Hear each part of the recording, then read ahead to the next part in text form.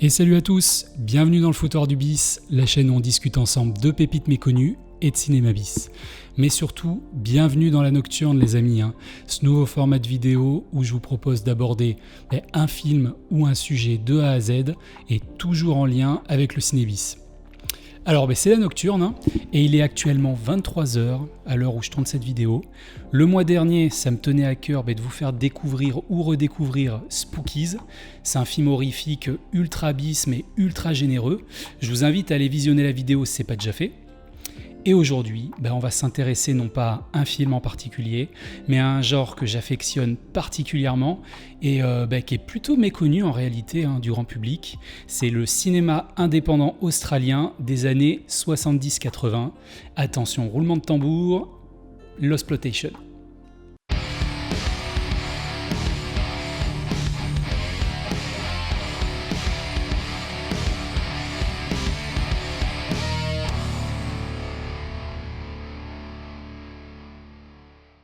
Mais avant les amis, avant de commencer, je vous rappelle que l'on se retrouve tous les mercredis en live à 21h. Donc n'hésitez pas à venir nous rejoindre. La communauté du Foutoir est top, vraiment extrêmement bienveillante. On se marre bien. Donc au programme, je vous fais découvrir des pépites oubliées. On se regarde des trailers. Je vous fais une petite critique, mais surtout, on discute ensemble.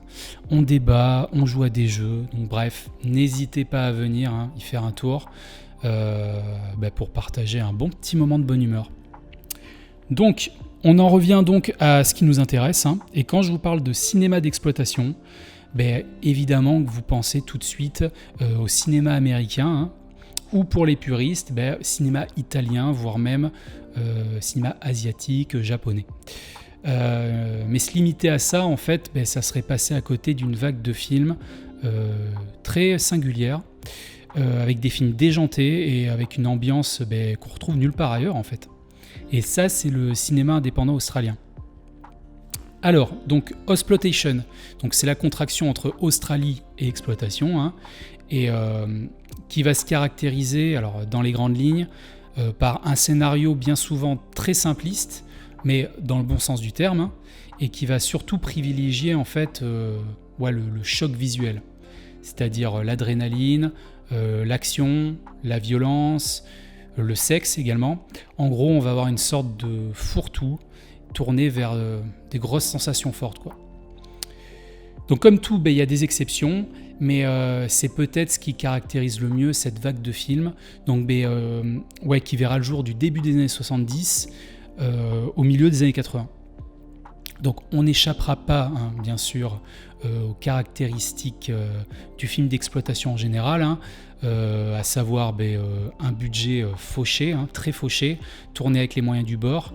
Mais ça sera également sa force, parce que le résultat sera à chaque fois hyper créatif, plein d'idées, très original. Mais on va revenir un peu en arrière pour comprendre comment tout ça a débuté. En fait, les paysages très typiques, ils sont quasiment uniquement exploités par les Américains. C'est vraiment au point mort en Australie. Voilà. Donc le cinéma australien, il est inexistant. Heureusement, tout ça, ça va changer en 1970. Donc avec l'Australian Film Development Corporation. Voilà, un accent incroyable. Si vous voulez des cours d'ailleurs d'anglais, faites-le moi savoir en commentaire. Bref, là donc c'est parti quoi, un peu à l'image du cinéma coréen qu'on connaît aujourd'hui. En fait, on va financer, faire de l'industrie locale, on soutient les réalisateurs et ce qui va réellement changer la donne, c'est la liberté qui va être accordée aux scénaristes. Parce que à l'époque, la censure, c'était pas rien, notamment sur la violence, le sexe. Et le gouvernement, là, il va vraiment ouvrir les vannes et laisser presque le champ libre pour tout produire, en fait. Donc on va avoir droit à ce qu'on appellera le cinéma Hollywood australien. C'est un cinéma d'auteur grand public. Donc il va nous offrir pas mal de films très intéressants, notamment, Hanging Rock, Picnic à Hanging Rock de Peter Weir. Donc si vous l'avez jamais vu, hein, c'est vraiment superbe.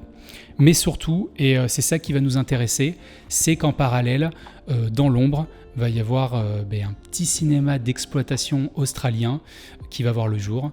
Et ça, c'est Losploitation. Alors, ce qui va avant tout caractériser tous ces films, il y a 4 points à retenir. Premièrement, c'est le mélange des genres. Ouais, et ça, on le retrouve très peu en fait outre-Atlantique à cette époque. En fait, il n'y a pas vraiment de ligne directive claire. Hein. Vous pouvez aussi bien vous retrouver devant une proposition en mode road movie, post-apocalyptique, une comédie avec des arts martiaux, un thriller avec des grosses séquences horrifiques. Donc finalement, on va être pas mal surpris, ouais. Et c'est en partie pour ça en fait que je disais qu'en introduction que vous passiez vraiment à côté d'un beau morceau de cinéma hein, si vous faisiez abstraction de ces films. En fait, on voit à quel point aujourd'hui, en 2025, les films ils tournent en rond, qu'on se tape les mêmes trucs en boucle encore et encore. Et là, c'est une vraie bouffée d'air frais, quoi. Donc la deuxième caractéristique, c'est le budget. Évidemment, hein. J'en parlais juste avant, tout est extrêmement palpable, tout est réaliste, chaque séquence est tournée avec très peu d'artifices ou d'effets spéciaux. Hein. Par exemple, on va très rarement avoir des cascades avec des doublures, par manque de moyens, hein. Mais c'était bien souvent les acteurs eux-mêmes hein, qui assuraient le rôle des cascadeurs. Les effets pyrotechniques s'étaient réalisés en dur avec des vraies explosions. Donc idem pour les courses-poursuites en voiture, en moto. Malheureusement, il arrivait parfois qu'il y ait des drames hein, en plein tournage à cause des grosses prises de risque à l'écran. Troisième chose qui rend Losploitation vraiment particulière en fait, et là c'est un des points les plus importants, c'est ce territoire australien lui-même, hein, les décors désertiques, les animaux, le bush, hein, c'est la savane quoi, les petits villages. Glock hein, souvent est perdu. En gros c'est peut-être un personnage à part entière hein, dans chaque film qui se veut souvent pas mal hostile. Salut le chat. Donc là, vous pouvez oublier la bien-pensance de 2025. Hein. On est vraiment sur un ton très provocateur, de sale gosse, quoi. Ça assume complètement de partir en violence. Ça parle de cul, ça jure dans tous les sens. Alors ça, par contre, c'est pas pour tous les films, mais la plupart en tout cas, quoi. Donc en résumé, c'est un vrai espace de liberté totale, et ça fait un bien fou, quoi. Donc maintenant vous savez exactement à quoi on a affaire les amis. Je vous propose qu'on découvre ensemble donc un petit échantillon de film, histoire d'avoir un aperçu, un petit panorama de ce que Losploitation avait à nous proposer. Alors vous allez voir, hein, j'ai surtout sélectionné des films qu'on peut trouver relativement facilement chez nous, avec version française, sous-titres français, chez des éditeurs très connus. Hein. On a surtout du Rimini, du Studio Canal. Bref, je tenais à ce que vous puissiez facilement mettre la main dessus. Et on va tout de suite commencer avec Road Games, ou Déviation mortelle en français, et c'est sorti en 1981.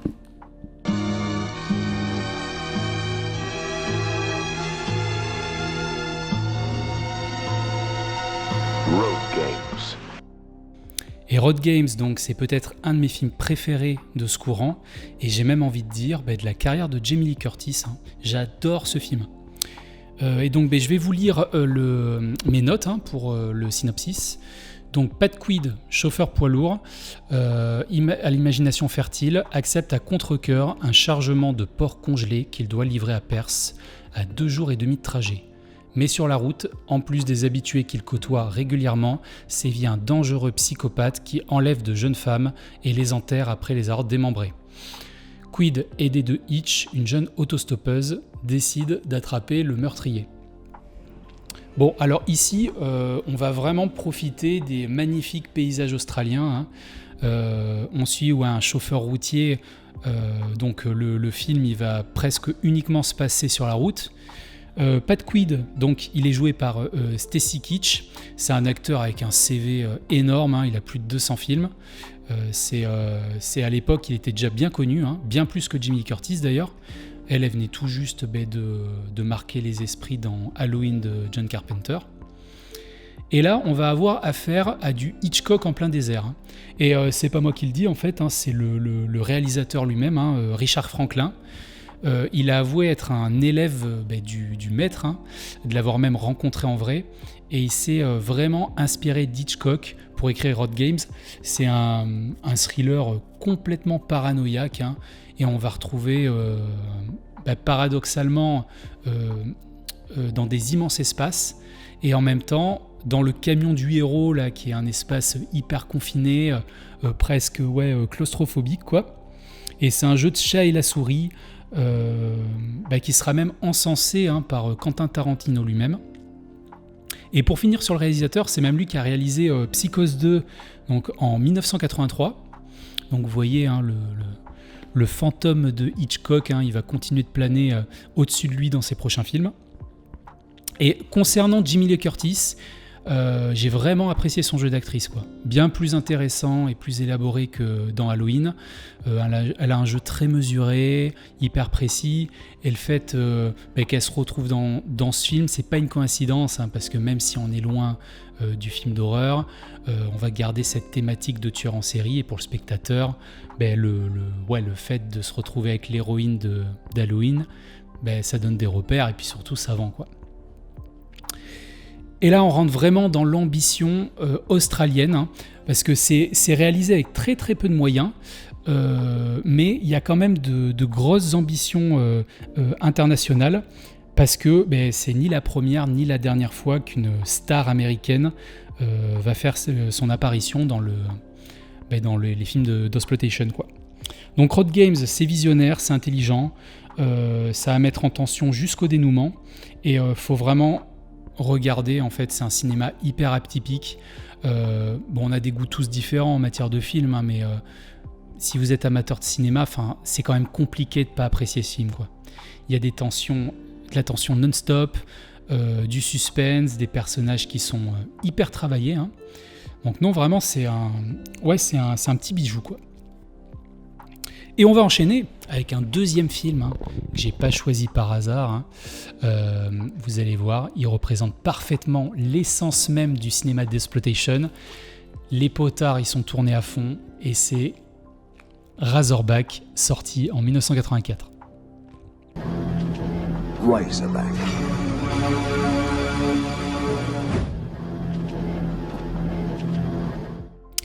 Razorback. Alors là, ce qui est assez dingue, les amis, c'est qu'on va prendre un cochon géant, ce qui en soi, on va pas se mentir, hein, c'est un animal peu menaçant, hein, et un peu ridicule même, et on va en faire une bête presque mythologique, en fait. Et ça marche, mais à 100%, quoi, c'est vraiment dingue. Donc de quoi ça parle ? Au fin fond du désert australien vit une créature indestructible capable de déchiqueter un homme en deux et de détruire une maison en quelques secondes. Plus de 400 kilos de défense et de muscles, avec pour unique objectif de terroriser la petite communauté isolée de Gamula, une ville tout aussi violente et primitive que la bête qui la menace. Donc là, on va se retrouver dans ce qu'on appelle l'outback. C'est ce qui correspond en fait aux terres, vous savez, arides, désertiques. C'est au-delà du bush en fait, hein, dont je vous parlais tout à l'heure. Et en fait, là, on n'y croise que à peu près 5% de la population australienne, quoi. Donc, c'est ce qu'on va appeler de manière assez péjorative les bouseux, quoi. Et c'est vraiment des personnes recluses dans les terres, quoi. Donc là, une fois de plus, paysage australien, énormément d'importance, quoi. Donc que ce soit dans l'histoire en elle-même, dans l'ambiance du film en général. Et surtout, à la réalisation, que je me rappelle son nom, c'est Russell Malkawi, ouais, c'est le metteur en scène de Highlander. Et ouais, moi c'est un de mes films de chevet que j'adore. Et ben avec Razorback, là, il nous offre un film qui est mais magnifique. Hein. C'est vraiment hallucinant, là, sur le plan visuel, c'est superbe.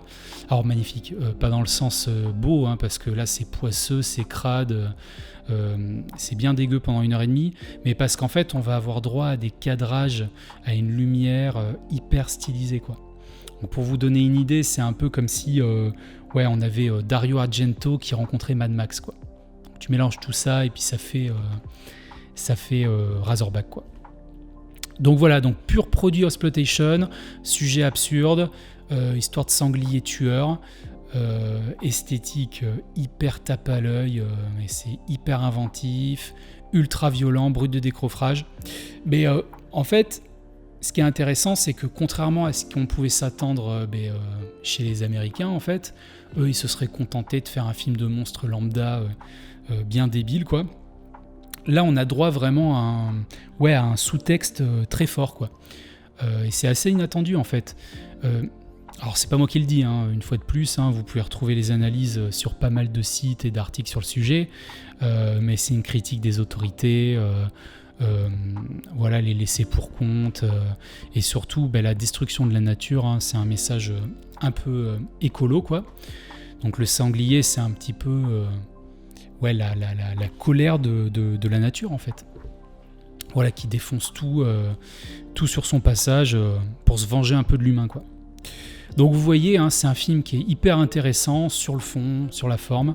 Donc le monstre, c'est une menace presque invisible qui peut frapper à tout moment. D'ailleurs, George Miller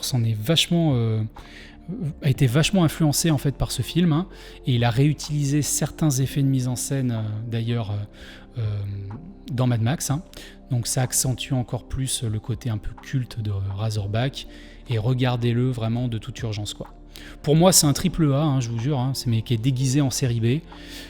Donc regardez-le, les amis.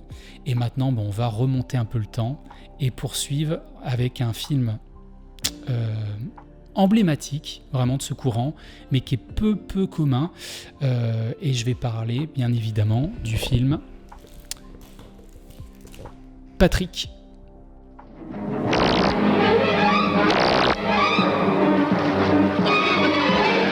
Spend a night with Patrick, if you dare. Alors avec Patrick, là, changement radical de ton, hein, les amis, et même de décor, hein, puisque là, on va plus du tout miser sur les paysages australiens. Là, on va se retrouver dans un huis clos d'épouvante et de fantastique. Et de quoi ça parle ? Cathy Jacquard, une jeune infirmière, est embauchée dans une clinique privée australienne. Parmi les malades, il y a Patrick, 24 ans, dans le coma depuis plusieurs années. Bien des employés ont songé à le débrancher, mais nul n'a osé. Intéressée par son cas, Cathy découvre que s'il a perdu l'usage de ses 5 sens, Patrick a développé un 6e sens, fascinant et redoutable. Du fond de son lit, il est capable de changer le cours des choses. La multiplication d'événements étranges met la clinique sous haute tension. Alors tout d'abord, Patrick, c'est le tout premier film à frisson de l'histoire du cinéma australien. Donc vous voyez, c'est pas rien. Et on va retrouver la patte hitchcockienne dont je vous ai parlé en début de vidéo. Pourquoi ? Parce que c'est de nouveau Richard Franklin, enfin Franklin ou Franklin, je sais pas comment on dit, hein, qui est aux manettes. Donc il va exploiter tous les codes du thriller à suspense, hein, dit classique, donc atmosphère lente, tension qui monte progressivement, paranoïa aussi, beaucoup. Mais aussi, il va y incorporer pas mal d'éléments fantastiques. Alors, vous vous rappelez, hein, j'avais insisté sur une des caractéristiques du cinéma d'exploitation australien, c'est le mélange des genres. Là, clairement, on est en plein dedans. Donc, c'est un huis clos, c'est très lent, mais c'est une lenteur maîtrisée. Voilà, c'est-à-dire qu'on va jamais vraiment s'ennuyer, quoi. On va jouer avec le calme, vraiment glacial de l'hôpital, la menace silencieuse, ce patient muet, immobile, et tout ça avec une musique bien oppressante, quoi. Donc, on va avoir, comme d'habitude, un sous-texte fort, comme dans chacun de ces films, en fait, si on s'intéresse de près à Mad Max, Road Games, Patrick, tous en réalité, en fait, ils mettent en lumière des gens complètement déconnectés socialement, quoi. Donc ouais, c'est une thématique vraiment récurrente. Et dans ce huis clos, on va retrouver un ton hyper grinçant, une fois de plus, de la créativité, de l'audace, et très peu de moyens, quoi. Le film, il a coûté 400 000 $, c'est tout. Et je pense que ça ferait vraiment du bien aujourd'hui, si les films ils coûtaient bien moins cher. Ça permettrait de revenir aux fondamentaux et de beaucoup plus s'intéresser en fait à l'histoire et à l'évolution des personnages, quoi. Donc sinon, on a eu droit à un remake en 2013. Très franchement, j'ai aucune envie de le voir. J'ai lu que c'était une déception, donc pas étonnant. J'ai appris que sur certaines versions, en fait, alors je parle de celui-là, là, Patrick de Levray, la musique a été changée et composée par Gobelin. Vous savez, c'est l'excellent groupe qui fait les morceaux de chef-d'œuvre de Dario Argento, avec en pole position Suspiria, bien sûr, c'est incroyable bande-son. Donc voilà, donc moi je vous le recommande. C'est un film qui a la classe, voilà, c'est très bien joué. Ça n'a rien à envier aux films à suspense plus modernes. Donc si vous l'avez jamais vu, c'est un indispensable. Enfin, en tout cas, c'est à voir au moins une fois. C'est culte de chez culte. Et je vous propose de passer direct au suivant. Et là, on va encore changer de registre. Et c'est un film complètement différent qui va parler cette fois de magie noire. C'est Harlequin.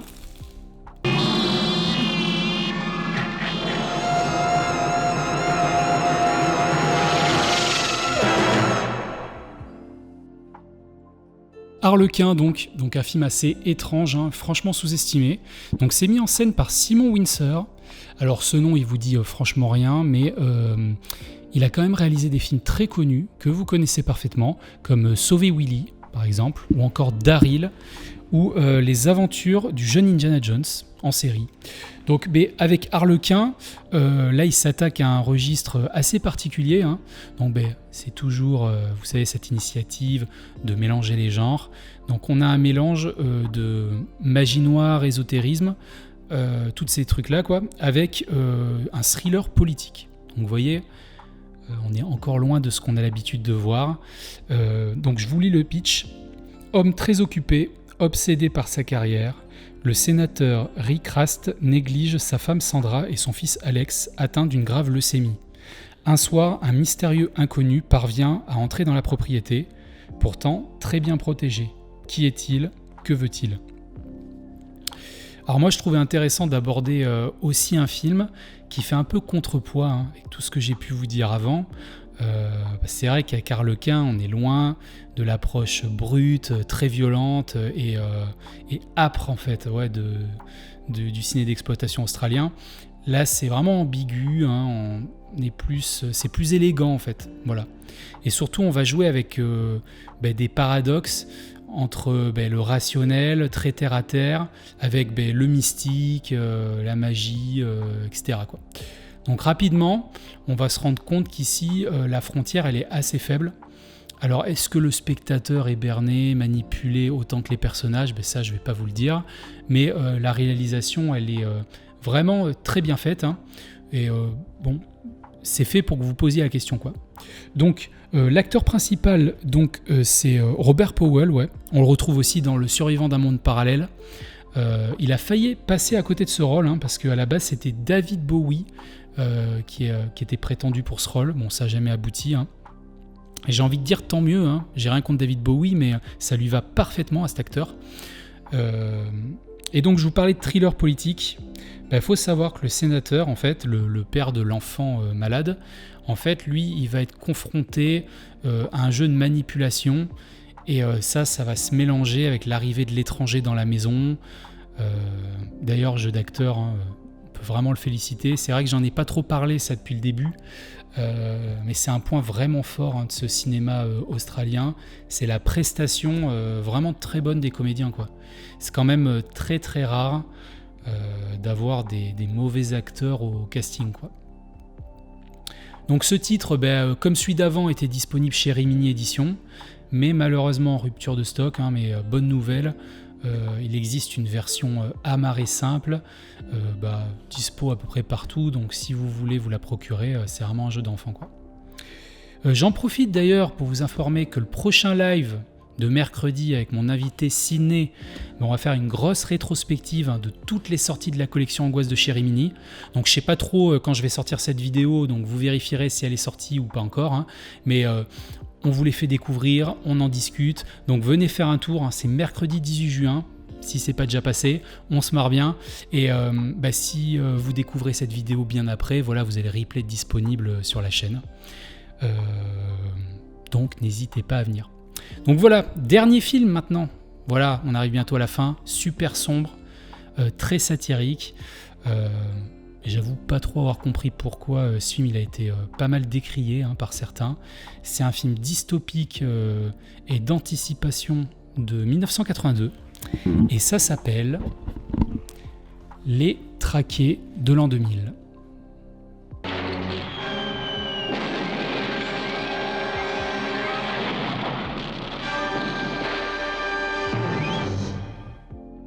Donc alors, avant de vous dire quoi que ce soit dessus, on va rapidement voir de quoi ça parle. Donc dans un futur proche, un gouvernement totalitaire fait arrêter les citoyens considérés comme déviants et les interne dans de terribles camps de rééducation où se pratiquent humiliation, sévices, torture. Donc le directeur de l'un des camps décide d'organiser une chasse à l'homme. Quelques prisonniers seront lâchés dans une forêt proche et serviront de gibier. Donc là, ouais, on est vraiment dans un film en mode micro-communauté. On va suivre plusieurs personnes qui déboulent dans une sorte de prison haute sécurité. On a les dirigeants, bien sûr, qui disent vouloir les rééduquer, mais on comprend très vite qu'ils veulent jamais les laisser partir. Enfin, jamais les laisser partir, à moins qu'ils acceptent de participer à une chasse à l'homme à l'extérieur. Donc si jamais ils restent en vie jusqu'à l'aube, alors ils seront libérés, quoi. Donc là, pas de doute possible, on est bien dans de l'exploitation pure et dure. Les Traqués de l'an 2000, c'est un film qui se refuse rien du tout. C'est ultra violent à outrance. Il y a des méchants presque... c'est du cartoon presque. Tortionnaire bourrin, dominatrice sadomaso, il y a tous les profils. Et puis, il y a un message social vraiment au bulldozer. C'est presque anarchique en fait. Ça tire au lance-pierre sur les autorités, les élites au pouvoir, tout ça, quoi. C'est très viscéral. Et en fait, on voit des manifestations au début sur le générique d'introduction, donc là on est direct mis dans le bain. Je sais pas s'ils ont pris des vraies manifestations existantes ou s'ils les ont recréées. En tout cas, on voit des policiers qui tabassent tout le monde dans la rue. Bref, vous voyez bien qu'une fois de plus, on est très très loin du côté hyper conventionnel d'Hollywood, quoi. Donc là, rien de subtil, ça bourrine dans tous les sens, mais c'est marrant parce que justement c'est réalisé par Brian Trenchard Smith. Donc lui, il a un CV long comme le bras, qui s'étend des années 70 jusqu'à aujourd'hui. Et vu que nous on s'intéresse au cinébis, lui il a réalisé le 3e et 4e opus de Leprechaun et La Nuit des démons 2. Donc voilà, il a fait pas mal de films grand public aussi, mais vous voyez, il n'est pas anecdotique dans le cinéma de genre, quoi. Donc faut savoir que le film il a été tourné donc en 28 jours, donc c'est une belle prouesse, et en même temps, il ne pouvait pas monopoliser trop d'acteurs sur une trop grosse période, parce que je vous rappelle que cinéma d'exploitation, il faisait venir beaucoup d'acteurs internationaux. Donc là, on ne déroge pas à la règle, c'est casting hybride, on pourrait dire. Il y a des comédiens locaux et internationaux. Donc bref, voilà, si vous voulez un film entre Battle Royale et Mad Max, foncez. Vraiment, voyez ce film, vous serez vraiment pas déçus, quoi.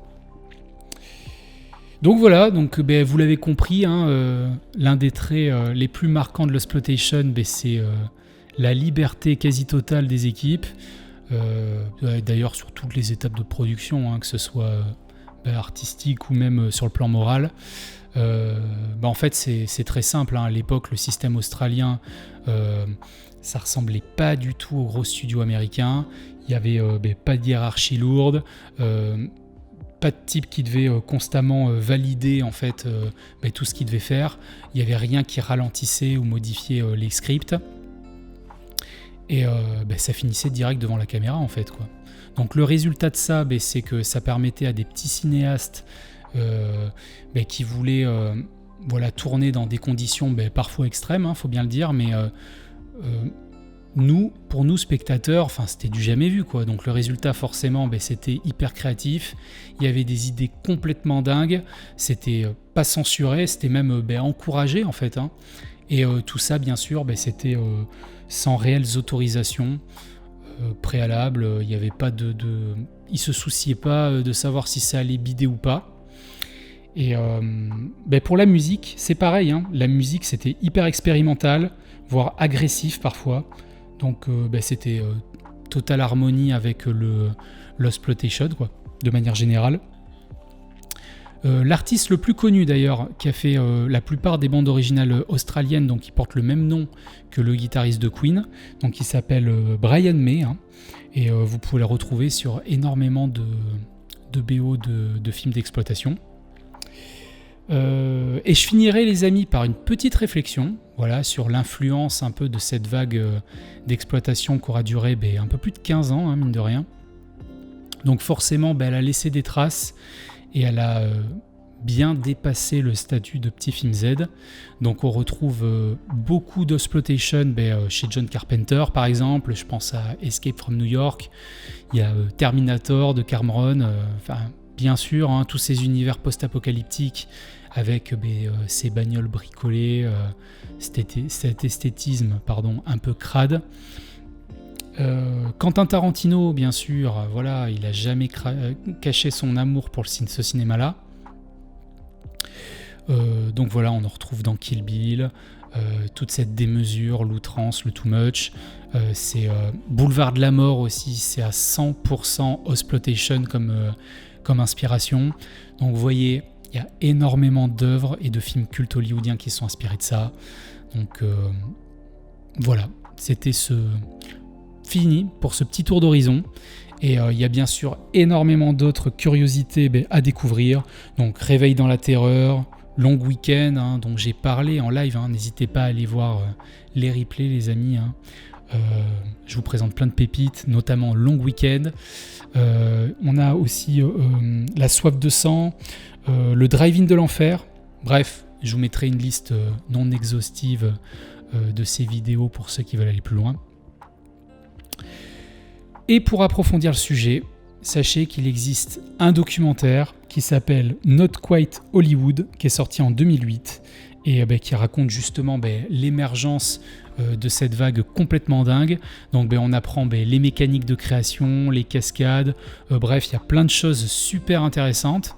Et il existe un sous-titre français d'ailleurs sur le DVD. Jetez-vous dessus si vous êtes amateur d'exploitation. Et voilà, c'est déjà la fin de cette vidéo, les amis. Donc j'espère que ça vous a diverti, que vous avez passé un bon moment et surtout que ça vous a intéressé. Donc n'hésitez pas à me donner votre film d'exploitation australien préféré.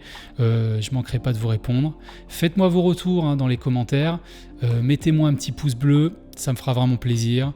Comme ça, ça contribue à mettre en avant la chaîne. Et aussi ce cinéma bis qu'on aime tant. Donc merci à vous de faire partie de la communauté du foutoir. Je vous dis à très très vite en live ou dans un nouvel épisode de La Nocturne. Ciao!